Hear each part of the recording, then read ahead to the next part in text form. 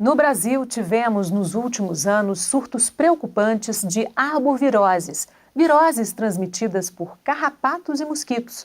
A que mais chamou a atenção das autoridades da área de saúde e dos pesquisadores foi a Zika, por causa de sua associação com a microcefalia em bebês e também, resultado de pesquisas mais recentes, problemas neurológicos em adultos. O vírus Zika apareceu pela primeira vez em 1947, quando foi encontrado em macacos da floresta Zika, em Uganda, na África. No Brasil, os primeiros registros aconteceram em 2015. O vírus é transmitido pelo mosquito Aedes aegypti, mesmo transmissor da dengue e da chikungunya, que também ocorrem no nosso país. Arboviroses. Esse é o tema em questão no programa de hoje e também um dos assuntos discutidos na 23ª Semana Científica da FMPFASE. Nossas convidadas neste primeiro bloco são a Leila Maria Chimelli, coordenadora do Laboratório de Neuropatologia do Instituto Estadual do Cérebro Paulo Niemeyer, professora de pós-graduação da UFRJ e pioneira no estudo neuropatológico da Zika congênita, e a Mirna Cristina Bonaldo, ela que é pesquisadora do Instituto Oswaldo Cruz, da Fiocruz, e atua em estudos de estrutura e função de genes e proteínas de flavivírus e do vírus Zika, assim como no desenvolvimento de novas vacinas recombinantes contra a febre amarela. Muito bem-vindas, obrigada pela participação. Prazer o nosso. Obrigada, prazer. Vamos começar falando da Zika, né? Foi um grande susto no país, né, quando surgiu e quando começou a aparecer um caso aqui, outro caso ali, dos bebês com microcefalia, né, até que os pesquisadores brasileiros conseguiram fazer a associação, né, do vírus com a microcefalia. O quanto conseguimos evoluir desde esse primeiro surto? Inicialmente foi realmente a constatação da microcefalia. Obstetras e radiologistas identificaram através de exames radiológicos, ultrassom, exames de imagem, a deformação, a alteração do cérebro, a presença de calcificação. Os virologistas logo entraram em ação e conseguiram associar a presença dessas alterações com a infecção pelo vírus Zika. E da minha parte, como patologista e especializada em neuropatologia, o que se esperava era o exame anatomopatológico, o exame morfológico desses cérebros alterados do ponto de vista macroscópico e microscópico, que é o que o neuropatologista faz. E para isso era necessário ter o tecido disponível, o que no nosso caso foi quando começaram a acontecer os óbitos, logo após o nascimento, e as mães foram contatadas e autorizaram a realização da autópsia, então a retirada desses cérebros, e eles então chegaram a mim para análise. E tudo isso iniciou-se em fevereiro do ano passado, e até novembro já havia 10 casos. 3 deles inicialmente vieram de Campina Grande, na Paraíba, já que um grupo de pesquisadores do Rio já estava em contato com eles para analisar toda essa parte radiológica e virológica, e aí foi quando foi necessário, né, a presença de um neuropatologista para analisar esses cérebros. Então, o que eu pude constatar nessa análise, inicialmente, então, com os casos da Paraíba, depois vários casos do Rio. Então, dos 10 casos, 3 são da Paraíba e 7 do Rio, a maioria do Instituto Fernandes Figueiras da Fiocruz e um da Universidade Federal Fluminense. Foi, primeiro, confirmar a lesão muito grave nesses cérebros. Segundo, constatar que o vírus está presente em alguns casos, quando ainda o intervalo entre a infecção da mãe e o nascimento não foi muito longo, então o vírus ainda está presente, e ele afeta principalmente a região do cérebro mais próxima dos ventrículos, aonde há células muito primitivas, as células progenitoras, e que vão, se normais, crescer, migrar, diferenciar para formar neurônios, astrócitos e a organização normal do cérebro, que é muito complexa, mas toda programada para ser toda correta. Uma vez que houve uma agressão do vírus a essas células progenitoras, isso já está provado também experimentalmente, que o vírus tem um tropismo maior por essas células primitivas em desenvolvimento, alterou totalmente o desenvolvimento. Então, o que nós vimos foi que esses cérebros pequenos, na verdade, além da redução dos neurônios, eles eram formados eram organizados de uma forma que não era o esperado. Então, totalmente diferente. Totalmente diferente. Migração diferente, maturação diferente, conexões diferentes e isso, nesses casos que foram muito graves e que as crianças faleceram, nós vimos também que nem todos tinham microcefalia, em alguns deles a lesão era tão grave que obstruía o fluxo do líquor, que é um líquido que circula dentro do cérebro, a tal ponto da cabeça da criança aumentar em vez de se apresentar pequena. Então é o que nós chamamos de uma hidrocefalia obstrutiva, mas sempre com muito pouco tecido cerebral, porque o tecido foi destruído mesmo, não se desenvolveu. Então, é isso que nós conseguimos constatar e mostrar que não necessariamente tem que ter microcefalia, pode ter um perímetro cefálico normal ou até aumentado. E observamos outras lesões na medula espinhal que explicaram por que essas crianças nascem com os membros rígidos, eles nascem com os bracinhos e as perninhas enrijecidas, deformadas, mas isso é um posicionamento anômalo que aconteceu porque dentro do útero essas criancinhas pararam de mexer. Eu estudei a medula espinhal desses casos e vi que os neurônios motores também foram afetados quando ainda muito precocemente, então essas crianças não tinham movimento intraútero e por causa disso as articulações ficaram rígidas, é uma situação chamada de artrogripose. Então, realmente foi constatado que a agressão do vírus ao sistema nervoso em desenvolvimento existe, é tanto mais grave quanto mais precoce acontece na gestação, então as mães que foram infectadas no primeiro trimestre da gestação tiveram os cérebros mais lesados, um caso que a mãe foi infectada já no último trimestre, na 28ª semana, o cérebro estava formado, totalmente formado, mas tinha um pouquinho de calcificação, então enfim, nós definimos um espectro de alterações, desde as mais leves até as mais graves, e que tem a ver muito com a fase da infecção.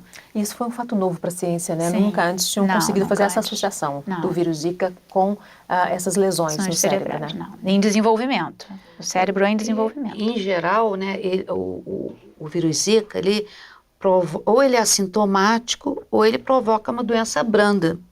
Tá? Eu acho que a grande complicação é a infecção em mulheres grávidas, Isso. sem sombra de dúvida. Isso. Né? Uhum.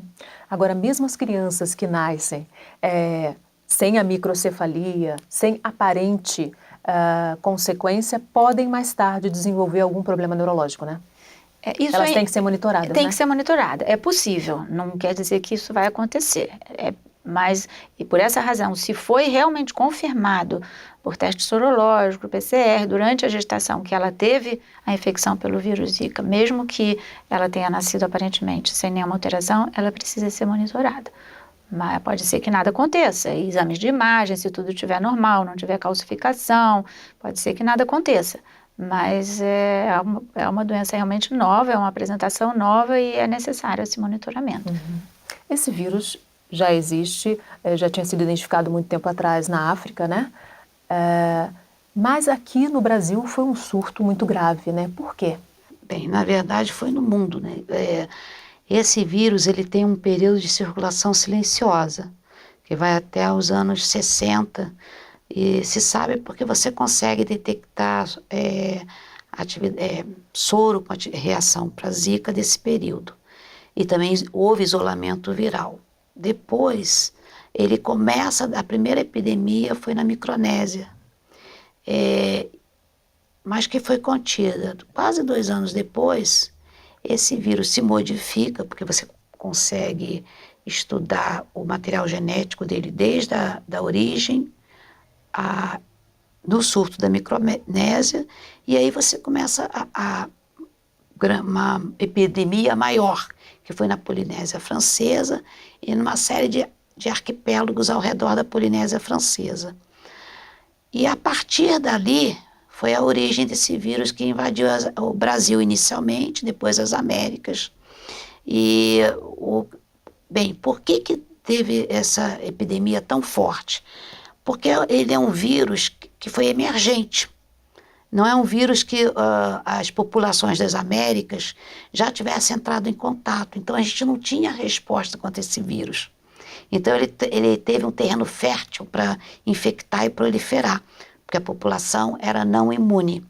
Então esse foi o principal fato. É lógico que está se estudando atualmente se esse vírus ele adquiriu a capacidade de ser mais virulento, pelo menos que possa passar a barreira placentária e infectar os fetos. Parece que existe sim uma tendência dele ser mais virulento. Tá? Ou seja, teria havido uma mutação. Ele, na verdade, se você compara o vírus da Polinésia para a Micronésia, ele já tem diferenças. Tá? Então é como se ele fosse, a gente poder especular que ele foi adquirindo a ter uma infecção mais eficiente na população humana. Tá? E quando mais ele infecta, mais ele vai se transformando, ganhando a possibilidade de infectar mais pessoas. Uhum. Tá? E aqui? Encontrou essa população que não tinha anticorpos, não tinha tido contato com o vírus, e as condições ambientais propícias para o vetor, né, para o mosquito se espalhar, né? Nós estamos com um grande problema, né, que é a infestação urbana pelo Aedes aegypti. Nós não temos mais controle eficiente por inseticidas, né, e isso cria um panorama ideal para você ter dispersão de arbovírus. Tá? E isso certamente contribuiu muito com a dispersão do vírus nos grandes centros urbanos, né? Que o índice de infestação é alto. Uhum. O impacto foi muito maior que na Polinésia, por exemplo? A Polinésia é uma população menor. Tá? Aqui os centros urbanos, eu acho que ele tem esse fator que complica, né? Que é a infestação do Aedes aegypti.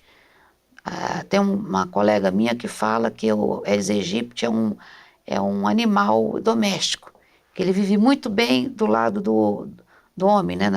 Nas zonas urbanas.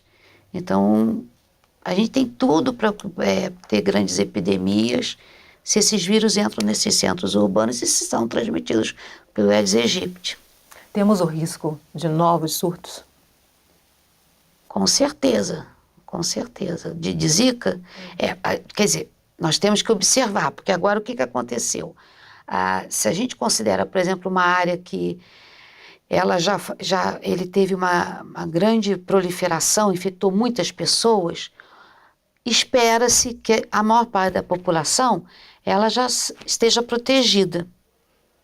Mas o que a gente não tem ideia é de como esse vírus pode ser mantido. Então, mas à medida que você vê que tem um caso aqui, um caso ali, é sinal que ele está sendo mantido. É o que a gente está vendo. Abaixou muito a frequência, mas em algumas zonas urbanas você consegue ver isso. Agora, como isso vai se dar?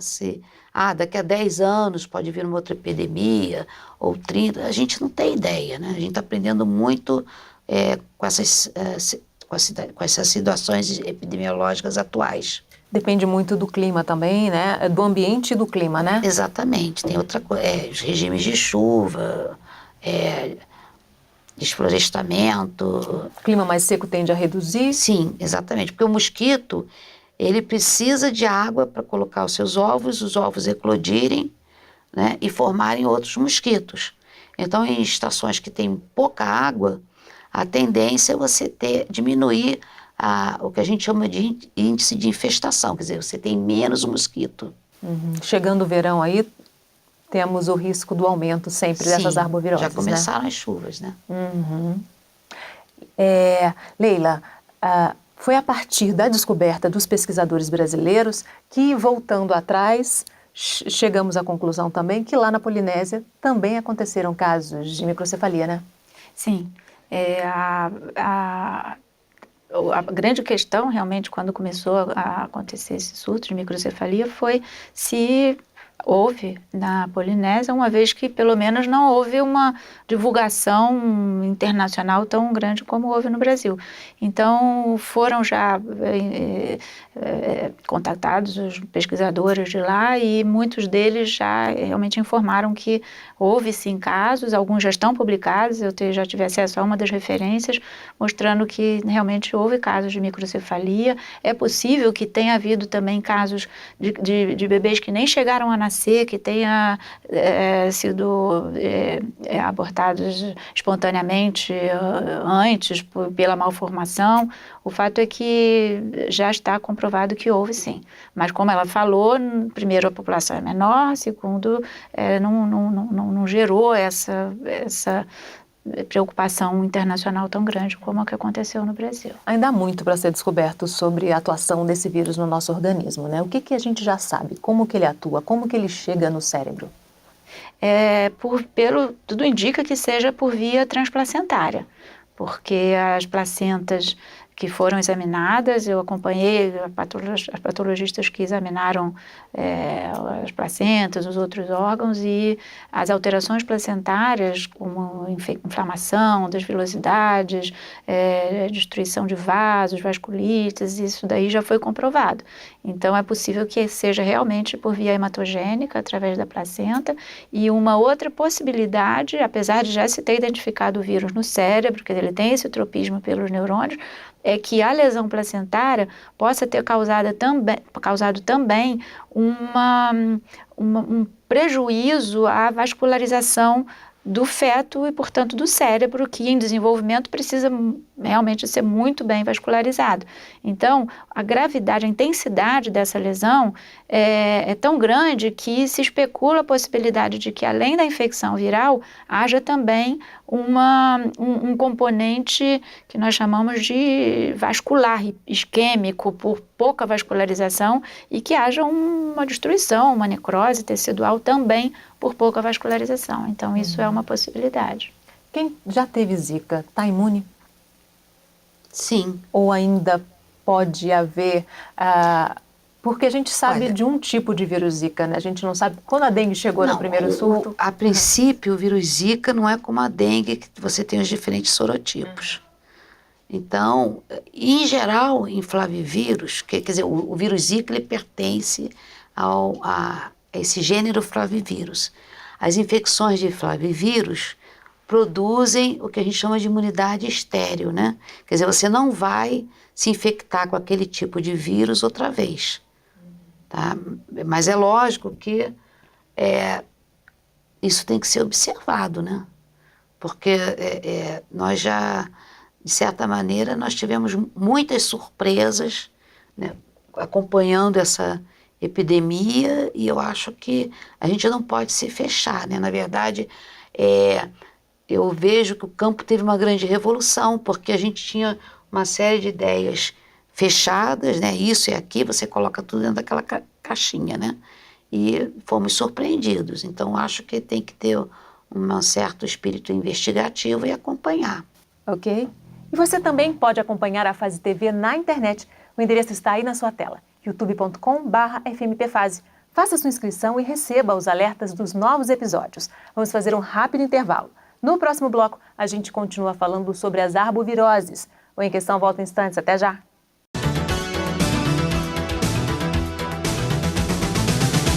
Em Questão. Oferecimento Me Too. Estilo e conforto com personalidade. Agora também no Shopping Bauhaus.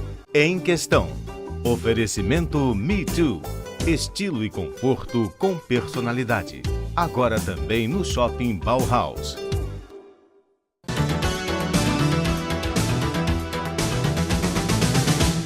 O Em Questão está de volta falando sobre as arboviroses, um dos assuntos discutidos na 23ª Semana Científica da FMP-Fase.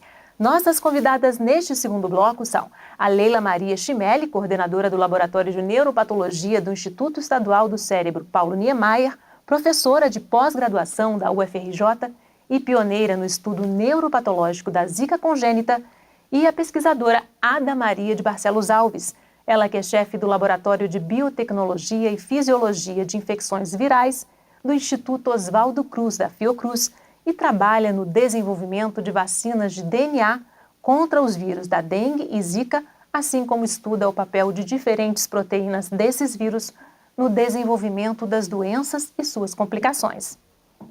Bem-vinda, Ada. A Leila já estava com a gente. Vamos falar um pouquinho sobre uma característica que vocês descobriram do vírus Zika, que é a capacidade de persistir no organismo.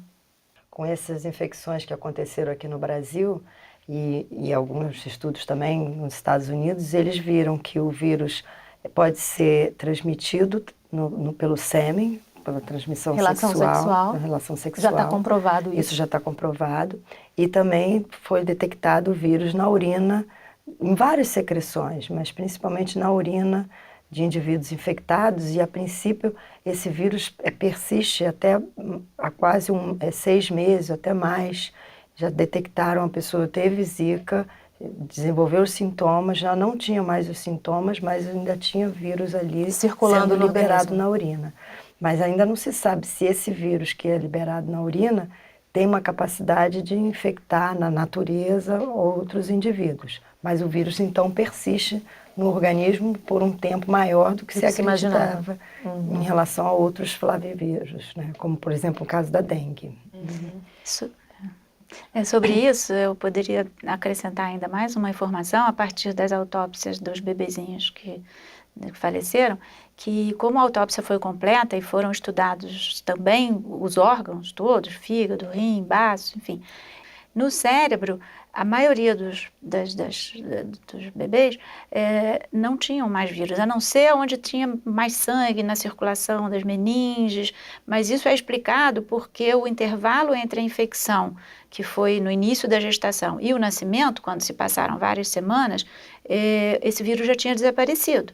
Mas alguns deles, por exemplo, o que teve um intervalo mais curto, a mãe foi infectada na 10ª semana e ele nasceu prematuro com 32 semanas, ainda foi encontrado o vírus com um método de hibridização in situ, em que se detecta o RNA viral mesmo, na área onde tem as células progenitoras mais primitivas. Então o vírus ainda estava lá. Nos demais, na maioria deles já não estava mais lá. Então mostrando que realmente ele desaparece rápido. Mas, já que ela falou em urina, eu correlacionei agora com o achado nos outros órgãos, que nos outros órgãos, no rim, exatamente nos túbulos coletores do rim, que é uma estrutura que depois que a urina é formada e que está preparada para chegar no ureter e ser expelido para a bexiga, nos túbulos coletores ainda havia vírus, na maioria deles. E mesmo tendo tido esse intervalo maior. Então, acho que isso corrobora o achado de vírus de persistência por mais tempo nos pacientes adultos.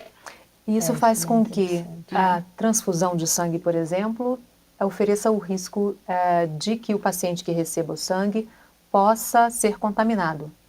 Isso certamente. Se for durante o período de viremia, porque o vírus circula, a infecção natural, o mosquito pica, libera o vírus, e o vírus tem um período que ele circula no sangue e depois ele vai para os tecidos, que agora que a gente está estudando quais são os tecidos, e depois ele, a princípio, a gente acreditava que ele desaparecia. Mas se for pego, o sangue for retirado nesse período em que ele está circulando, o período que a gente chama de viremia, ele tem a capacidade de infectar outros indivíduos através da transfusão. Isso é um problema que logo quando surgiu a Zika no Brasil, isso foi discutido também, que esses testes tinham que ser feitos o mais rápido possível nos bancos de sangue, porque é um risco de transfusão e infecção.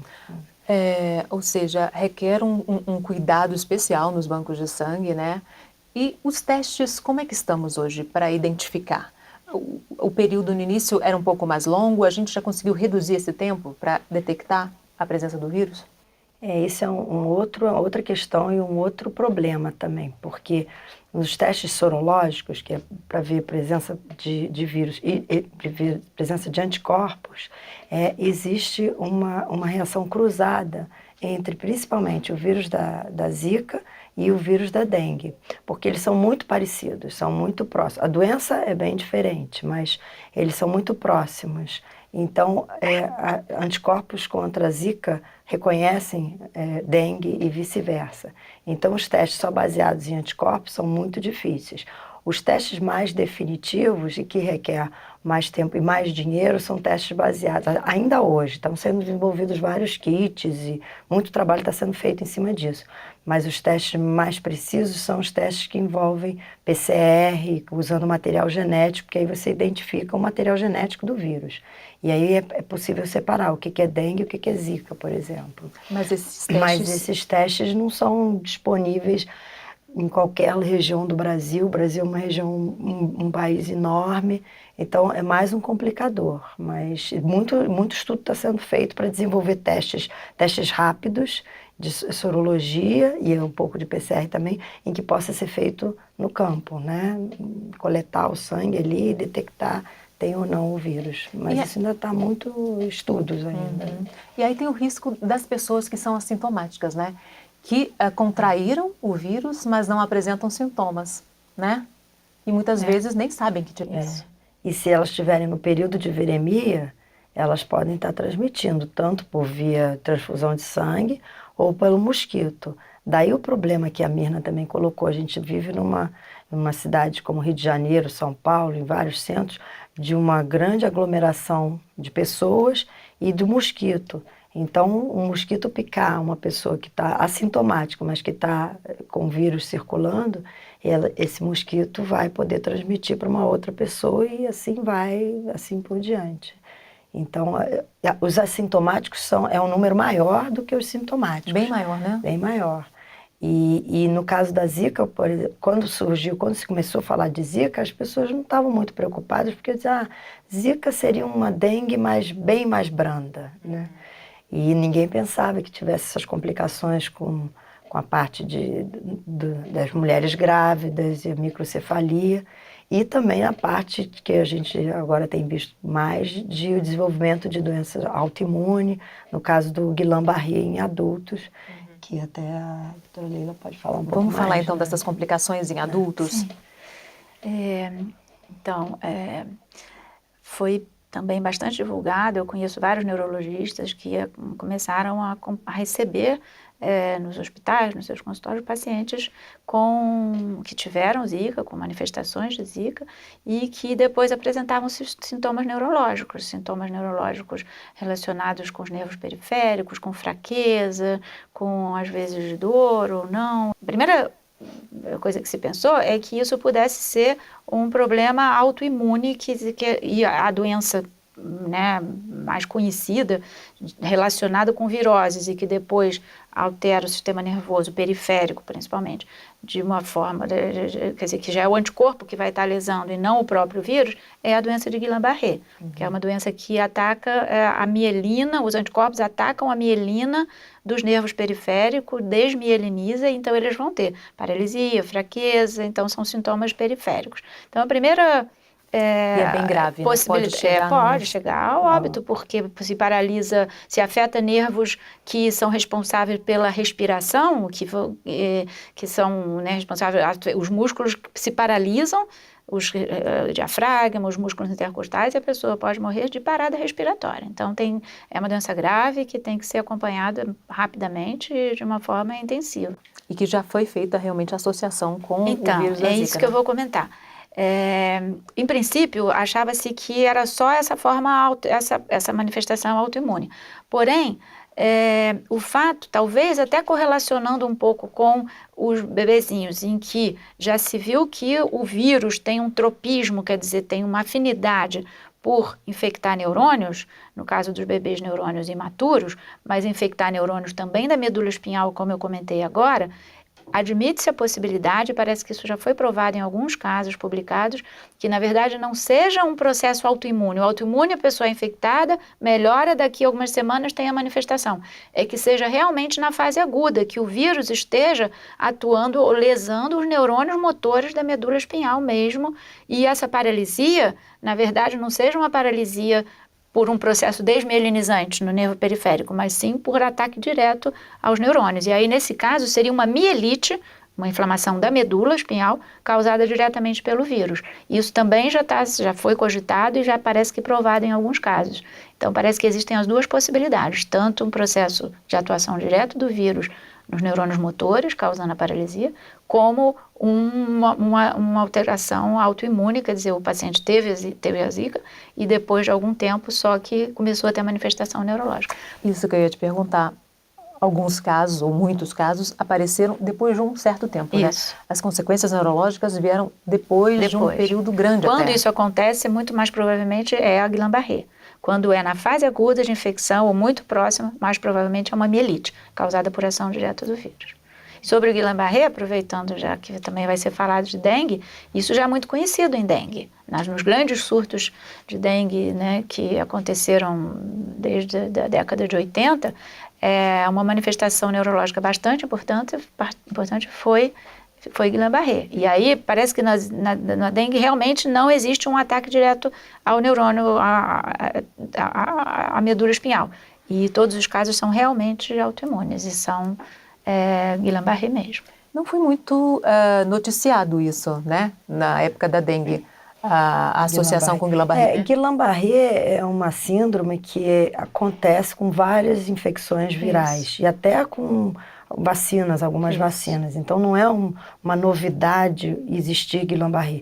O que foi um pouco mais impressionante foi o número de casos de Guillain-Barré associados à infecção de Zika, que foi bem mais alto do que o que se esperava também. A verdade é que a gente está aprendendo muito com a Zika, porque a gente é um vírus que a gente achava que era parecido com dengue, não é tão parecido, apesar de ser imunologicamente um pouco parecido, porque os anticorpos que reconhecem um reconhecem o outro, mas a doença é diferente. A atuação dele no organismo é diferente. É diferente. Né? E ainda tem uma outra questão que eu li em alguns artigos em relação a Guillain-Barré, que também é uma outra possibilidade, são todas possibilidades, hipóteses, em que também possa ter influência de anticorpos prévios gerados com a infecção de dengue, porque esse é um fato que está sendo estudado agora com vários grupos no mundo todo, da influência de uma infecção prévia de dengue, qual o efeito disso depois na infecção com Zika, porque como tem essa resposta cruzada, como se eles fossem você pode potencializar a infecção. Isso é uma das hipóteses também, porque no Brasil foi tão grave Zika. Porque tinha dengue. Já tinha, claro. A população é imunizada, já é quase todo isso. mundo tem anticorpos contra algum sorotipo. E isso poderia potencializar, são hipóteses ainda, poderia potencializar a infecção de Zika. E isso também talvez tenha algum efeito, talvez no Guillain-Barré também, porque aí esses anticorpos já estão ali. Não é uma resposta primária, que demora mais tempo para acontecer, uma resposta secundária muito mais rápida. Isso. E aí poderia levar ao Guillain-Barré. Então são todas questões que a gente tem que estudar muito, tem que ter muito investimento. Aí voltando para o investimento na pesquisa, a gente precisa ter muito investimento e para a gente poder entender não só Zika, porque Zika tá uma escola para a gente, mas outros tantos vírus que já circulam no Brasil e outros que podem circular, e a gente tem que entender esses mecanismos todos, que são mais complexos do que a gente imaginava antes, né? Por isso, quando você perguntou no bloco anterior se a gente está imune, uma pessoa que teve Zika está imune para Zika, a princípio sim, mas certeza absoluta, e por quanto tempo essa imunidade? Para sempre? Ou por 20 anos? A gente não sabe isso, porque também não teve tempo para acontecer isso, né? Na verdade, a gente descobriu aí a ponta do iceberg, a né? ponta ainda do há iceberg, muito para investigar. E as verbas para pesquisa foram reduzidas, né? Como isso está impactando o trabalho de vocês? Isso vai ter um impacto, está tendo e vai ter um impacto muito grande a médio e longo prazo, porque o que acontece é que a gente ainda tem algum recurso, alguns laboratórios de outras verbas, porque a gente teve um período em que a gente tinha, sempre faltando um pouco, mas a gente estava tendo um apoio e com recurso para poder tocar essas pesquisas, tanto que os estudos de Zika aconteceram graças a esses recursos anteriores, que já existiam, porque a gente não sabia que aparecia Zika. Então, agora a gente está num momento muito crítico, porque esses recursos estão acabando, e se a gente não tem novos investimentos, a gente não está preparada para todos os desafios que já existem e os novos. E só com investimento em pesquisa, em educação, em saúde, que a gente tem uma nação desenvolvida, autossuficiente. E no né? caso do Brasil, com a questão ambiental e climática favorável, realmente são doenças que impactam muito a saúde pública, né? E o desmatamento, que a gente não sabe quanto disso tem um reflexo. Existem questões, por exemplo, por que a febre amarela apareceu agora, isso a Mirna pode falar um pouco melhor, mas uma das hipóteses também é por o aumento do desmatamento, que pode ter facilitado a circulação, sair da mata e ir mais para perto da cidade. Tudo isso tá junto, né? Não é uma caixinha separada, é todo um bolo. A gente vive dentro de um ambiente, né? E a gente precisa de recursos para estudar isso. E esse corte e o congelamento por 20 anos vai ter um impacto muito grave, muito sério, a médio e longo prazo. Hoje em dia a gente ainda não está sentindo tanto, mas ano que vem a gente vai sentir mais e cada vez mais. Assim, eu espero que isso mude, né, sinceramente. Ok. E se você perdeu um pedacinho do programa, quer compartilhar ou rever algum episódio, já sabe. Passa lá no youtube.com/fmpfase. Vamos fazer mais um rápido intervalo. No próximo bloco, a gente continua falando sobre as arboviroses. O Em Questão volta em instantes. Até já!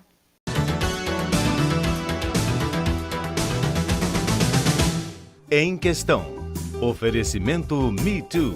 Estilo e conforto com personalidade. Agora também no Shopping Bauhaus. Em Questão. Oferecimento Me Too. Estilo e conforto com personalidade. Agora também no Shopping Bauhaus.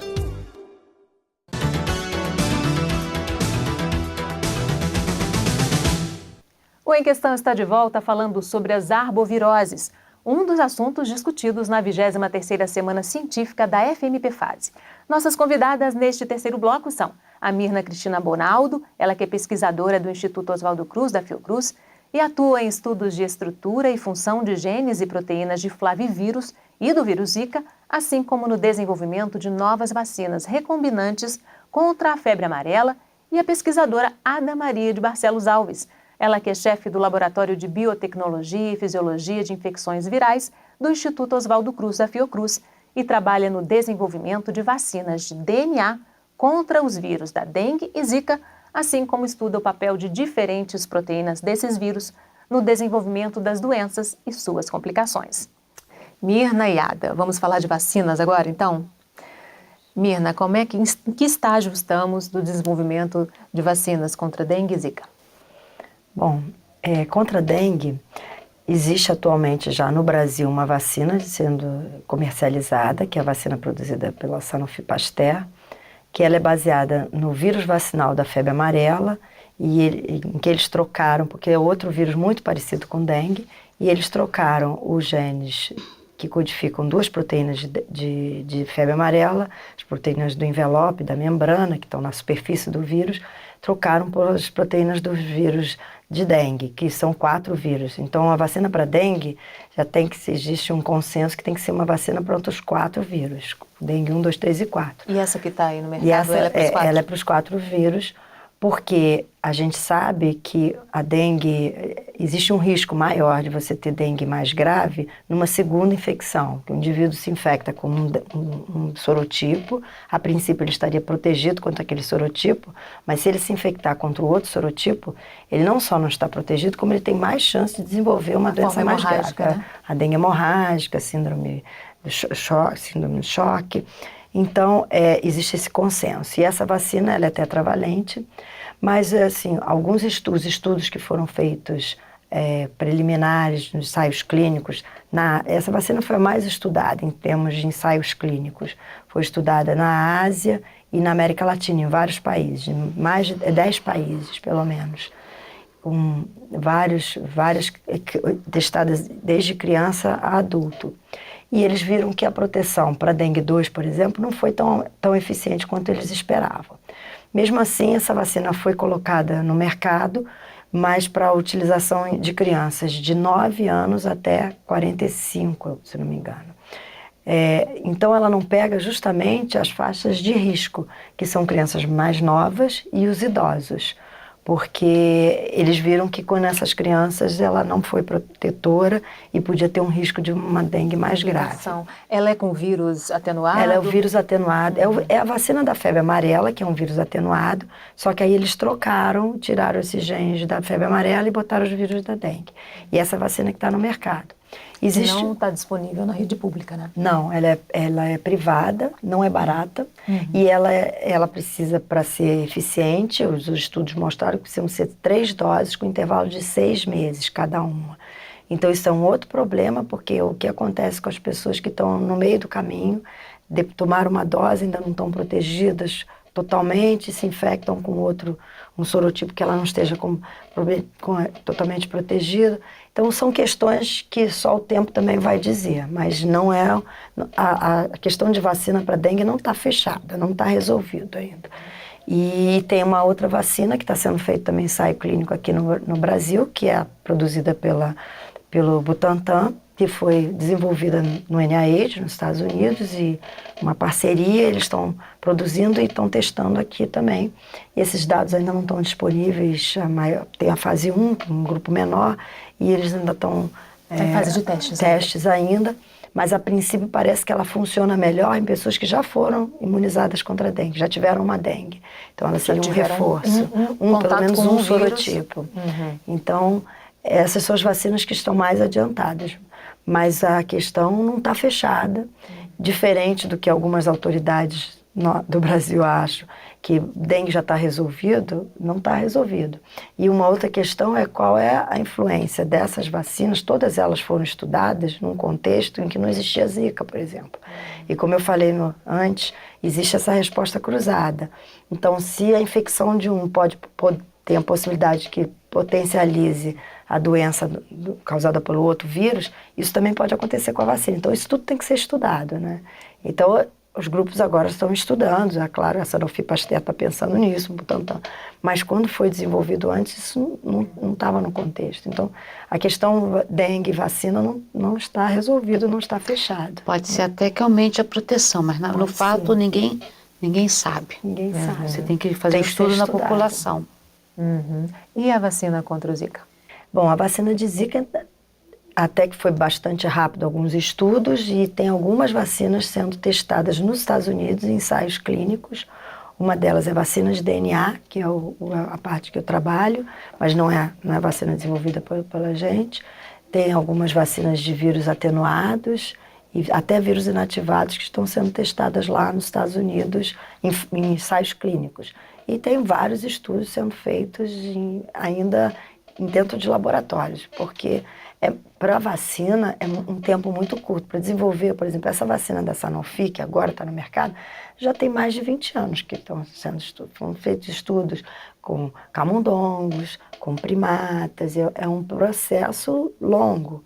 E com a Zika foi acelerado, mas precisa de um tempo para se desenvolver e ter esses estudos. Então, ela, a princípio, seria mais fácil, que seria apenas contra um vírus, né?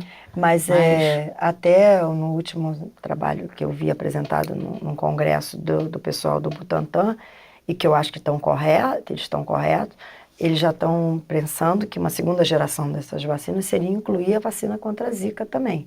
Porque já que tem essa resposta cruzada tão grande, o ideal seria que seja uma vacina contra 5 vírus. Já era complicado contra 4, aí vão ser contra 5. Os 4 dengue e o Zika. Mas o que se pensa é isso, imunizar tudo de uma vez.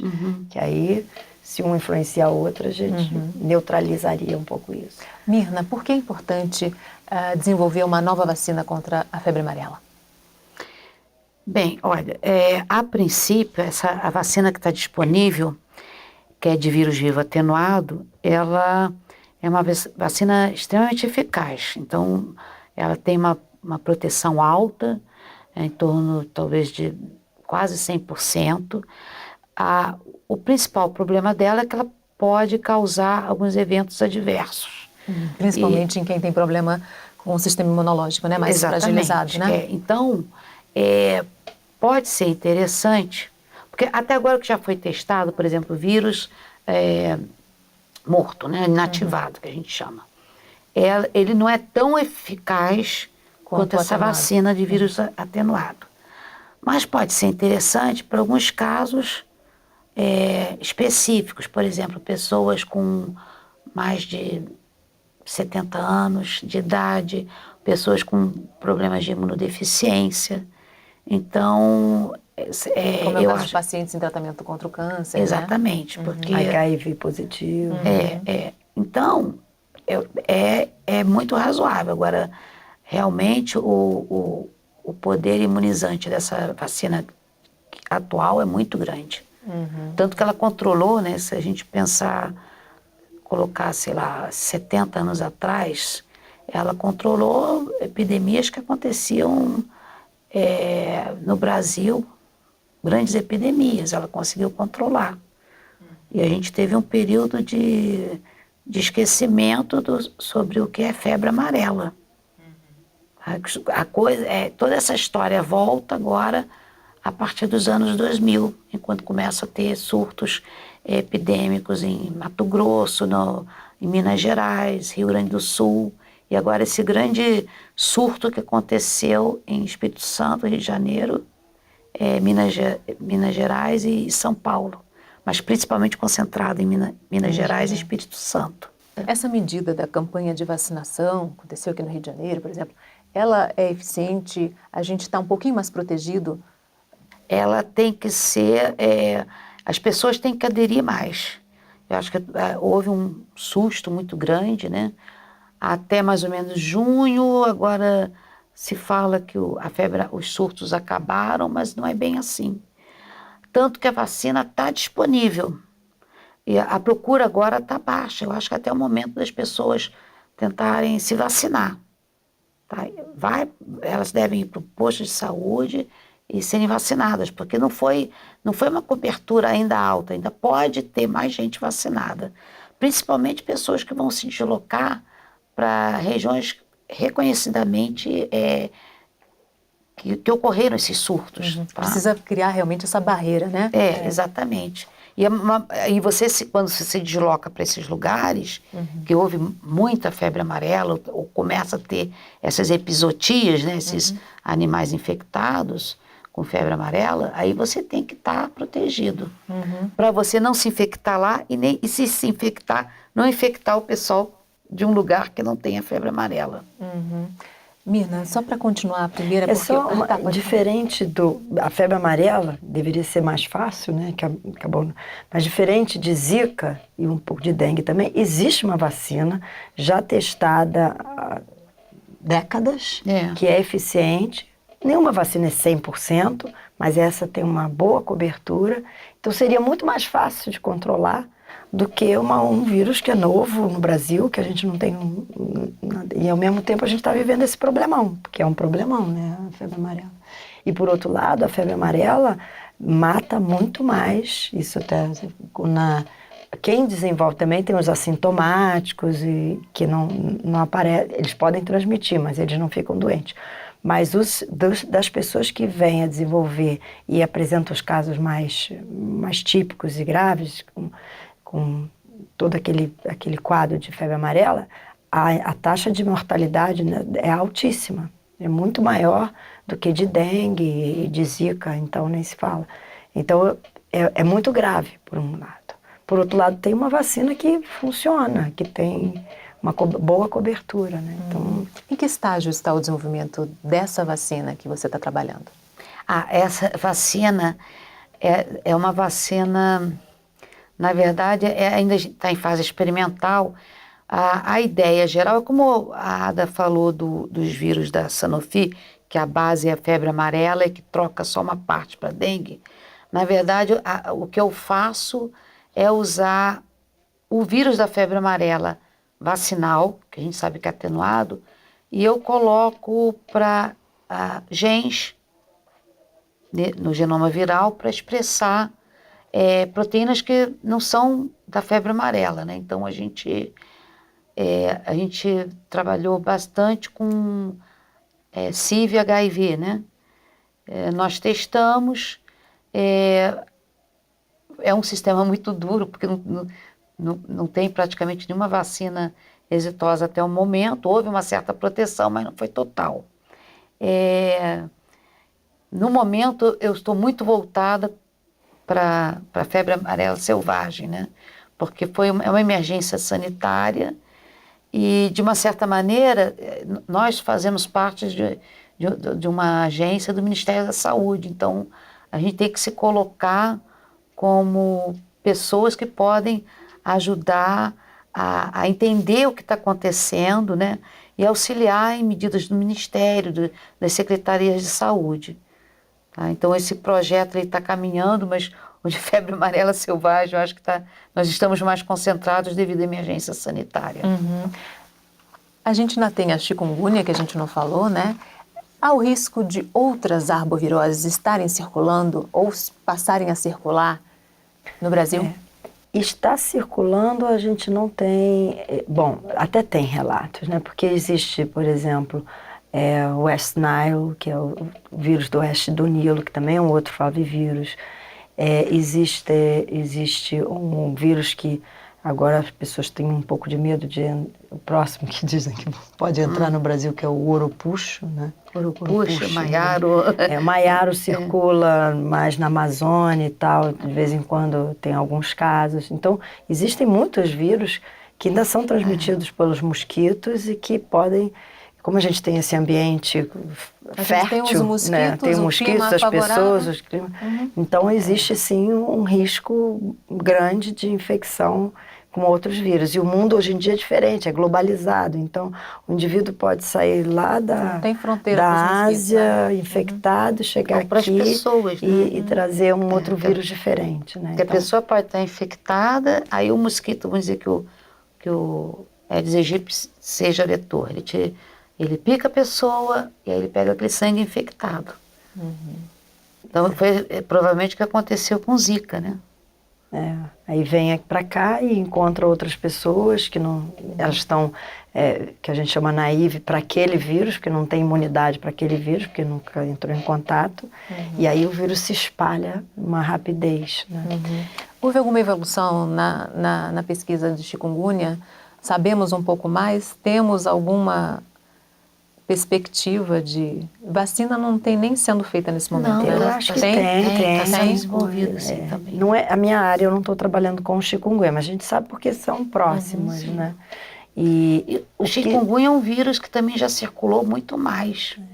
O chikungunya, ele acreditava-se que ele ia ter um boom no ano passado, ano retrasado, mas eu não sei se pela competição que entrou Zika, porque todos eles infectam o mesmo mosquito. Então existe também dentro do mosquito uma competição para qual vírus vai sobreviver ali dentro do mosquito. Já se viu mosquito infectado com 2 vírus, mas é difícil ter todos os vírus naquele mosquito. Então, como estava circulando muito dengue, Zika, o chikungunya circulou um pouco menos. Mas é um quadro, e o chikungunya, por um lado, ele é mais alarmante, porque a morbidade do chikungunya é muito mais alta. As pessoas ficam doentes por muito tempo. Tem casos de pessoas que ficam até 1 ano de cama, não conseguem levantar da cama, porque tem dores nas articulações. O chikungunya é a pessoa que fica curvada, porque são dores horríveis. E eu tenho a pessoa que trabalha na minha casa comigo, ela teve chikungunya. E ela ficou melhor, passava 1 mês, ela voltava a sentir dor na mão, nas articulações. Ela ficou mais de 6 meses sentindo dor. Então é um problema prolongado, porque a gente está falando de Zika mesmo, mas de dengue e febre amarela, que são doenças agudas, né? Tudo se resolve rapidamente, para o bem ou para o mal, né? Chikungunya permanece por muito mais tempo, né? Mas tem muitos estudos sendo feitos, muita parte de diagnóstico bem mais desenvolvida para poder identificar, porque os sintomas iniciais são muito parecidos. Então, a primeira coisa é separar o que é Zika, o que é dengue, o que é chikungunya. Então, tem muita coisa sendo feita nisso e tem uma parte de vacina também, né, sendo feita. Mas tem um longo caminho aí, Tem né? um longo caminho. Vacina é mais longo, né? Porque você, até pelos testes, né, que você tem que provar. Primeiro em laboratório, em modelos animais. E aí depois, quando você tem bons resultados que permitem confiar que isso possa se tornar uma vacina, aí você tem toda uma fase de testes clínicos que são relativamente demorados e também envolvem muito dinheiro, tanto para a produção da vacina como para a organização logística do teste. Então, o nosso tempo está terminando, todo mundo usando repelente mesmo, nessa época mais quente, né? Chega esse período de chuvas e calor maior, repelente. Se vacinar contra a febre amarela.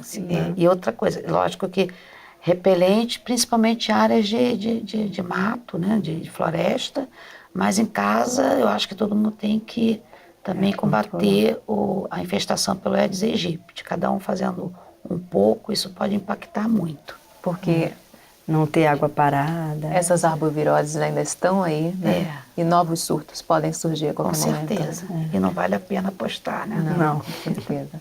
Infelizmente, nosso tempo terminou. Agradeço muitíssimo a participação de vocês. Prazer, agradeço. A gente que agradece. Dava É um assim mais uns prazer. 3 ou 4 programas, né? Tem muito assunto para falar. E a gente tem um encontro marcado no próximo Questão. Espero você. Até lá.